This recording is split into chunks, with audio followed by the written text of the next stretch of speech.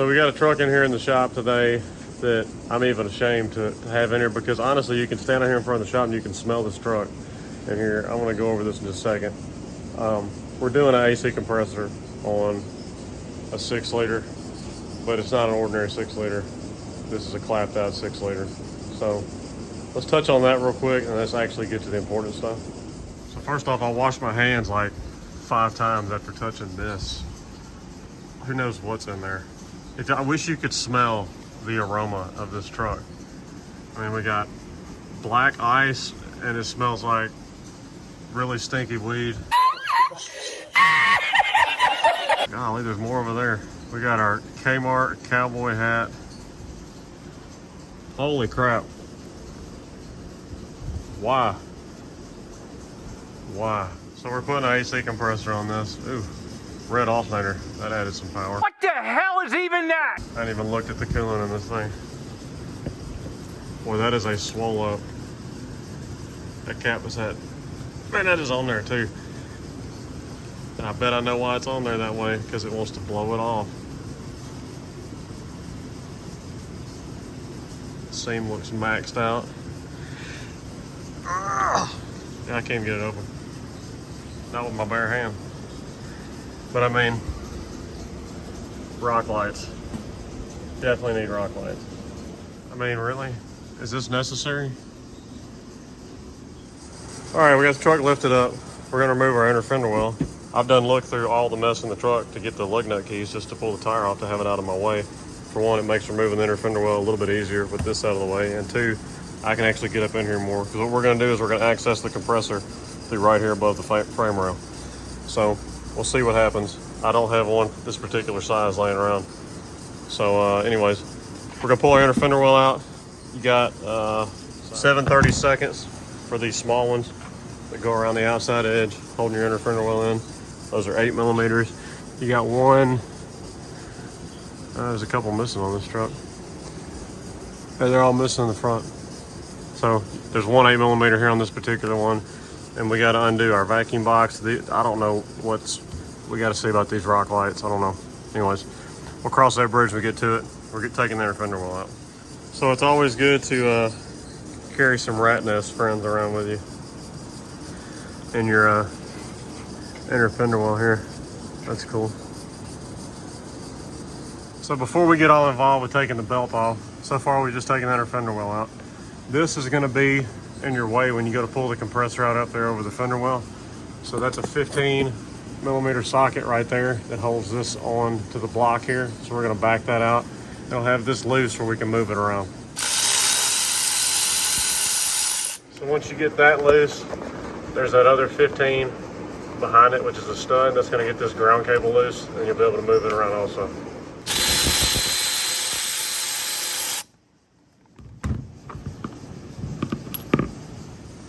All right, so if you don't have a belt tensioner tool, if you'll undo this bolt right here for the shroud, and then the one at the bottom gives you a little bit of wiggle room to squeeze a ratchet or a breaker bar in there.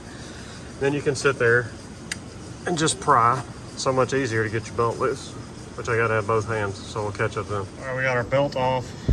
We disconnected our clutch wiring.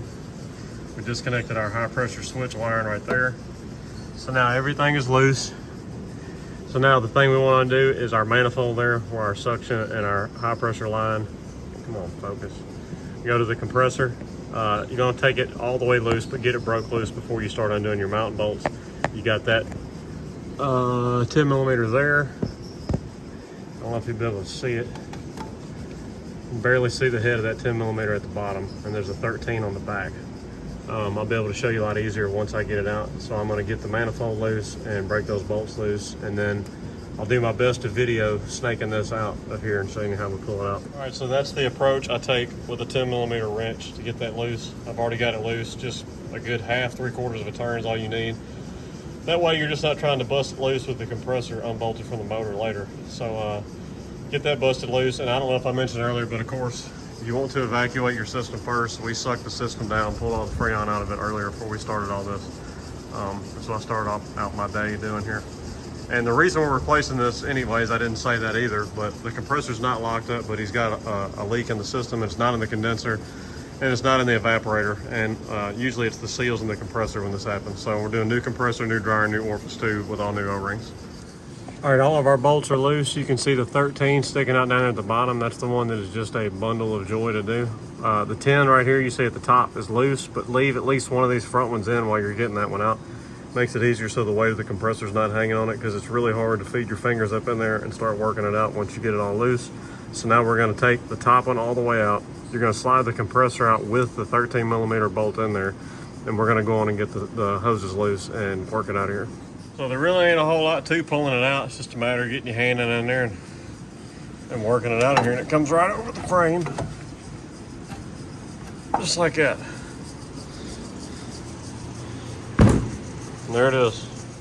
All right, so we are ready to mount our new compressor in. So when you get your new compressor, a lot of times there'll be a sticker over here that says if it is or is not charged. If you look here on this Sandtech, it says this compressor contains 7 ounces of PAG 46. That's the correct oil. The capacity for the whole system on this truck is 9 ounces, so 7 ounces is in here. So we know we have some residual oil left in the system. So what I usually do in this case is I will add 1 ounce of oil to the accumulator here. I'll just put 1 ounce of oil in it, and we're gonna assume that there's about 1 ounce left in the system. It would be better to slightly overcharge the system with oil than undercharge it. And by overcharging, I mean at the very most, you might have 1 extra ounce in the system at the most. In reality, probably gonna be just about right, because most of it comes back to the compressor anyways. So let's get this new compressor put in and get back on doing other stuff. Another note here, don't take this off until you get the compressor in the truck and mounted. This is gonna keep trash and debris from falling down in here. You'll be able to take it off and put your O-rings in and everything with some oil on them and bolt the suction and high pressure line back down to it. No problem. But this is what's gonna keep it clean and keep trash from getting in it.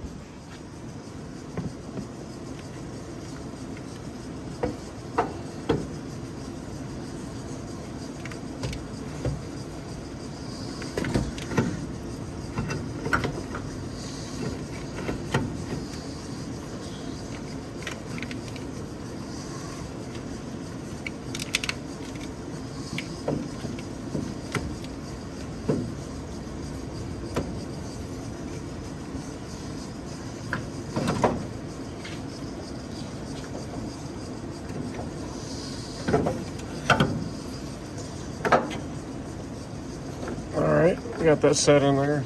Got our bolts. So I wanted to show y'all this. This is the bottom 13 millimeter bolt down here. And I got my hand going under the frame rail. And this is about all you can get at a time, turning it. Until it gets too tight to do that. And then you're just getting a little quarter turn at a time with a wrench. Which it works. It would be really nice if there was an access hole here in the engine cradle for this, but there's not. Which I'm just about as tight as I can get there. So let me show y'all where my arm was.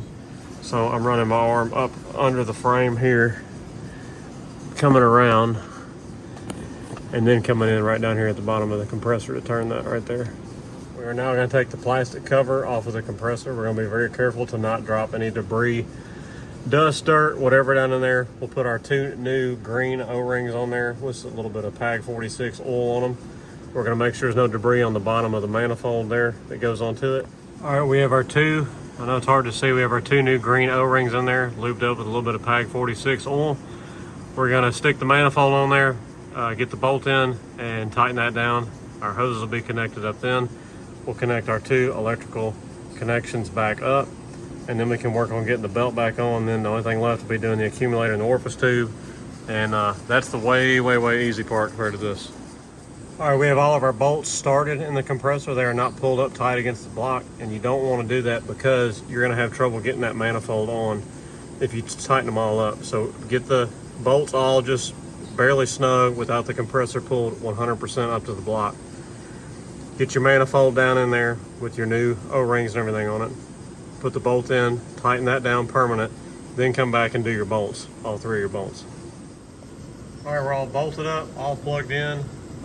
Still hadn't done the belt. We put our ground strap back on the frame. Right now we're putting that ground bolt back in right there. I got to tighten it up. So those 2 that are bundled together go on first. And then this other part here, right there, that hanger goes on there last with the nut. We're going to tighten all that up. We're going to get our belt put back on after that.